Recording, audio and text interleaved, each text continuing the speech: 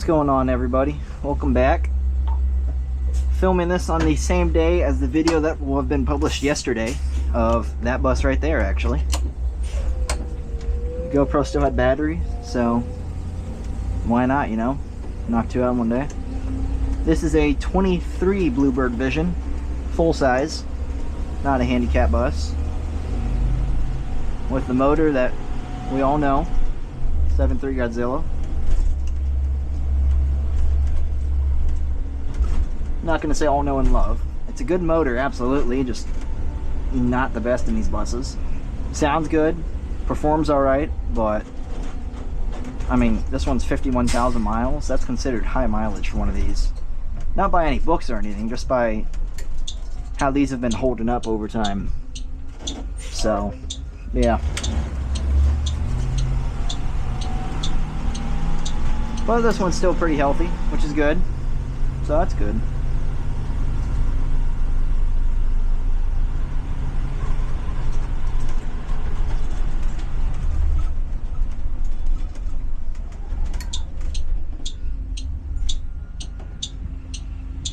Try to think of what to start talking about. The window told me, which is the window. These windows on these buses constantly whistle. Something very annoying. If you've seen my other Bluebird videos, you've probably seen me playing with the window and at least a few of them, trying to get it to be quiet, because they never are. Which is just great. But, yeah.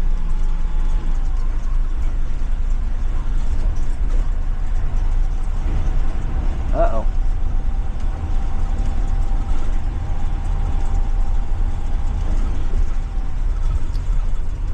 Well, that's no good.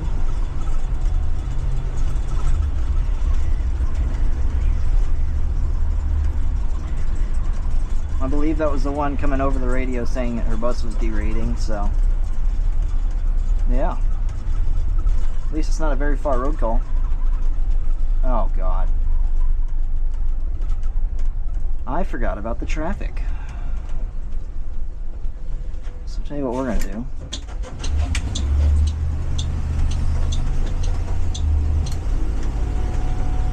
Rather than waiting and all that, I'm gonna make a U-turn real quick and go back the other way. And I'll just do my normal loop in reverse.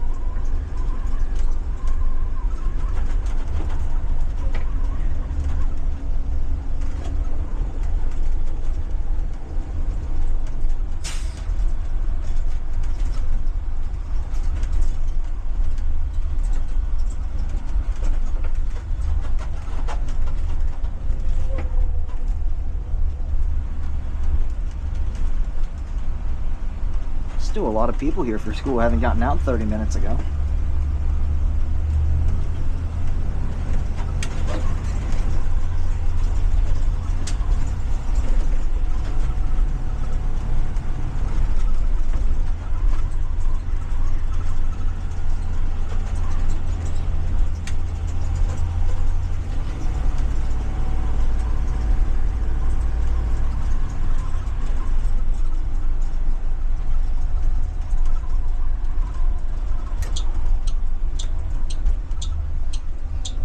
This turn's fun in any car, let alone a bus.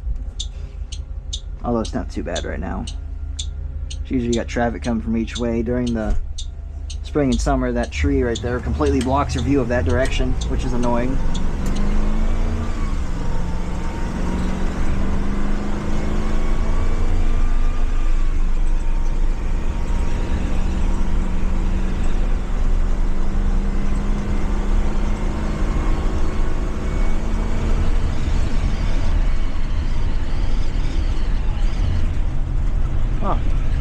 Well, I guess she limped it to the shop.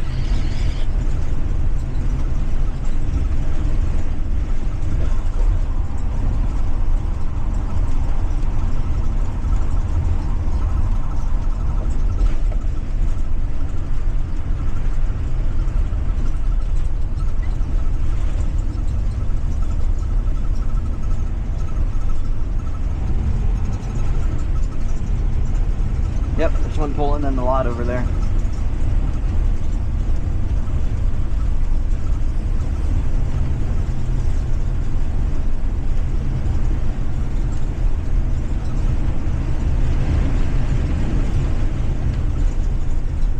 windy out today a little bit.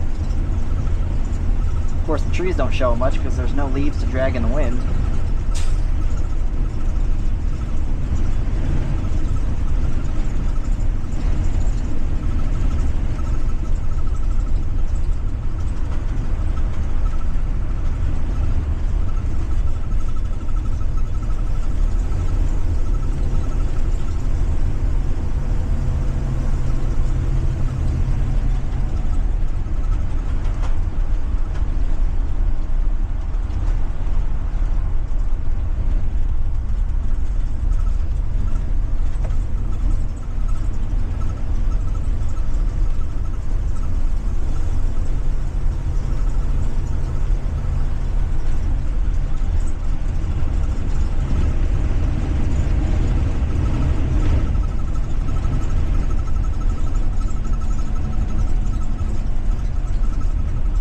I'm not sure what a dead eye is.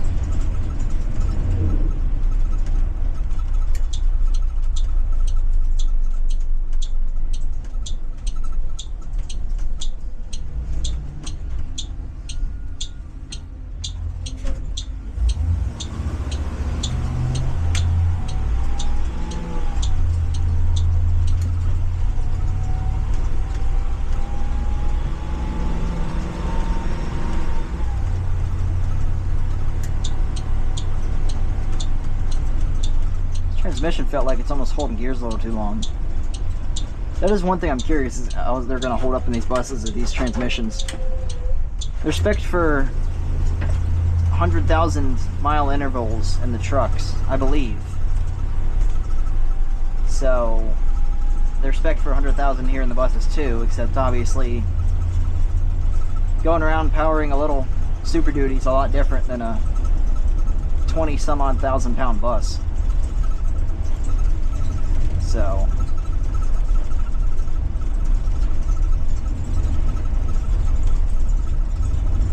then again, I don't know if the motors, any of the original motors are going to make it to the transmissions for a service with how these have been going, but we'll see.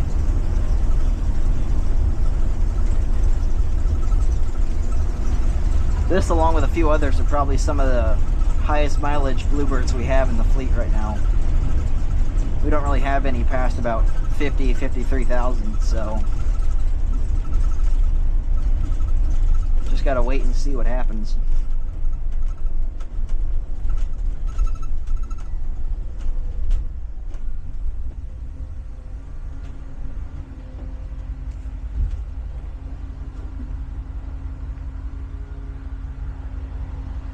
It's another thing I'm wondering about is these power steering pumps, how they're gonna hold up over time.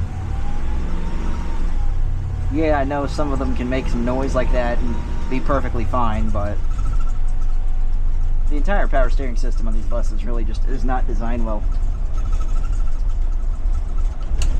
Generally, you can go by the rule of if it's not leaking and it doesn't have fluid, because these things always leak. Best you can really do is just tighten some hose clamps and attempt to stop it, but not all the time that works.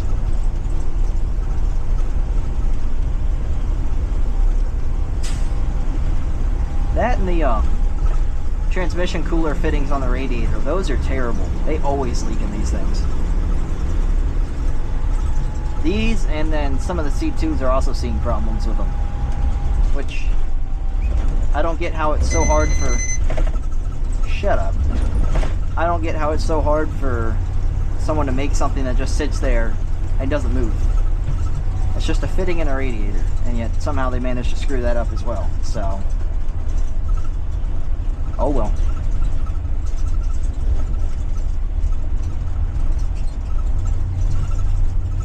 That's generally the theme with these buses, really. I've mentioned it in some comments, but it's just things left and right on these. Thermostat housings, the casting is terrible, and it's almost inevitable that it will rust and start leaking, so what you then have to do is make your own seal with the bead of RTV around it.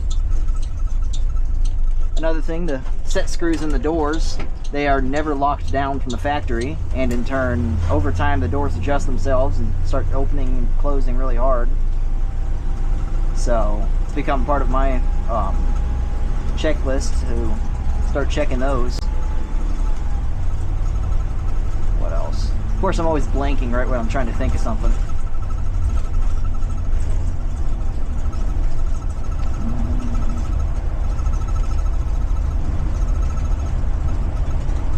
I genuinely cannot think of anything else right now. I don't know why. There's so many things that these like to have issues with. Oh, transmissions. I think they're mostly fixed now. Maybe they are, maybe they aren't. We're about to get a bunch of these, unfortunately, in the next couple months or so, I believe. A brand new batch of them.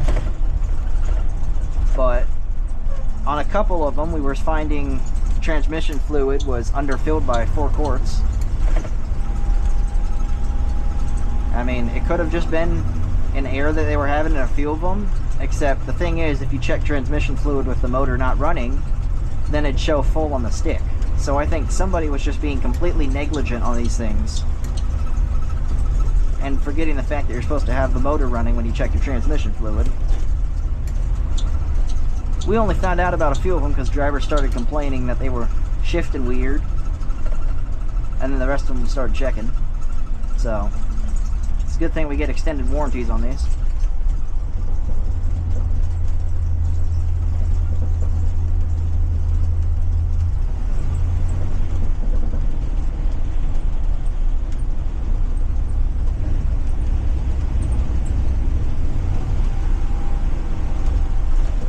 Go.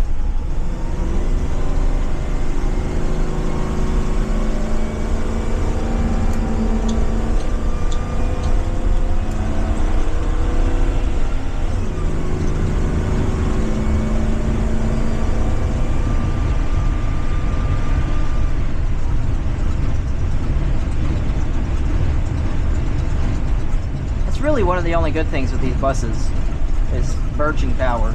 These do get up and go. The Thomas is not so much. I mean, yeah, they'll haul, but it's a diesel, you know. It's not meant for speed. It's meant for ramping its way up while pulling the load. So, which they do.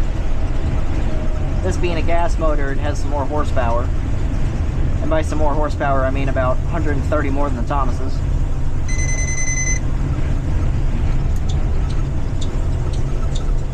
But then you're missing some torque, but it evens out, so it's whatever.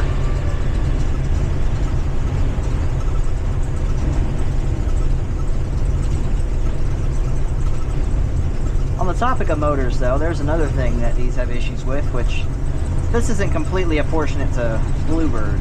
It's more or less these Ford motors. They have a variable displacement oil pump, meaning that they can change essentially how much oil pressure it's making. I can't exactly describe how they work in a very good way, but you can look up an animation that should show you. These variable displacement oil pumps are only there because Ford had to meet EPA requirements on their trucks that they put these motors in, which is completely stupid for the record, but everyone's got to do it, unfortunately. And they don't redesign these motors for use cases like this bus, so it just gets everything the same. But back to the original topic. The variable displacement oil pumps on these like to go down to really low numbers during a hot idle. Like, some people have seen as low as 7-8 psi. Jesus, it's windy. When you're going down in oil pressure that low, the issue then becomes that you're not getting enough oil to the cams and rockers, which at that point your cams start getting dug into by the lifters, and once it wears away that outer coating, it's done. It starts eating into the metal. Not to mention then you have metal shavings going throughout the motor, so usually people catch that when they see check engine lights for all sorts of fun stuff, but also just low on power because the valves aren't opening as much. However, if you don't catch it quick enough, then you have metal shavings going through your motor, and think of it like being at the beach and having your hands wet, and then you go and you pick up a lump of sand. The sand's going to stick to your hands, and then if you rub it together, you obviously feel all the little grains of sand in between your hands. That's what's happening with the oil in the motor, is all the little metal particles are acting like a bunch of little pieces of sand. Sorry, I just realized I was talking over the thing, but we're over speed, so. But yeah, all the little metal particles act like pieces of sand in the oil, and it starts eating away at every bearing.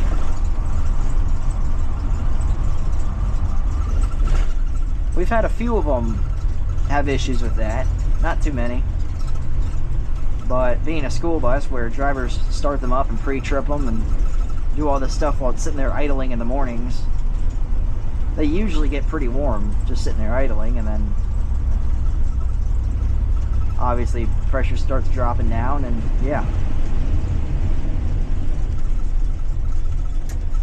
This is a little more technical. I've had a scan tool in here while driving one of these because I was curious what it was doing. If you are below 3 grand by any means, you can be at 29.99 on your RPMs. As long as you're below 3 grand, you're making about 25 psi of oil pressure constant. That is, as long as it doesn't have that much of a load on it. Obviously, if I were to do this, put my foot down a little more, then it's going to jump up to about 50 to 55 or so. Oh wow, that's gone. But anything above 3 grand, even if you're just coasting down a hill and you downshifted manually,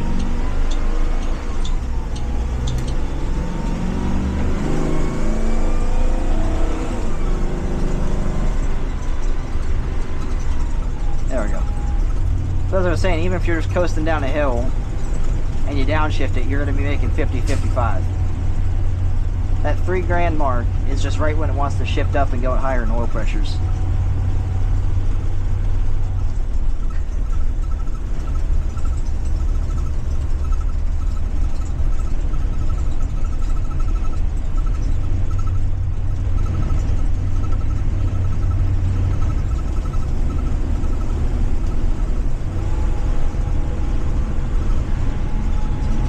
This isn't something we've had issues with yet, but I don't know what sort of mode they have these transmissions in. It's obviously in the trucks you have all sorts of drive modes, but if they could lock these powertrains in tow haul mode, that'd be great. Because by default, without tow haul mode, it's keeping the torque converter unlocked to make shifts a little more smooth. But if you put it in tow haul mode, then it holds gears a little longer, locks up your torque converter, makes it a little easier on the transmission and the motor to put power down. Not to mention transmission's running cooler because you're not sitting there slipping your torque converter to get it up to speed. There's lots of things I'd change with these. Oh, one big thing, these side curtain rails back here that run the whole length of the bus, those guys are just friction fitting there. Let me get in here and park and I'll show you. They're not screwed in by any means. They're just sitting in the tracks. You can squeeze them and then pull them right out. Which, in hindsight, doesn't sound the worst. But then you actually realize the detriment of that design, which is that with constant thermal cycles from being in a school bus that sits in the sun all day and then at night gets cool, it starts expanding. I'll show you what I mean. Let's go to this one. It just sits in this rail. You can squeeze it and pull it out just like that.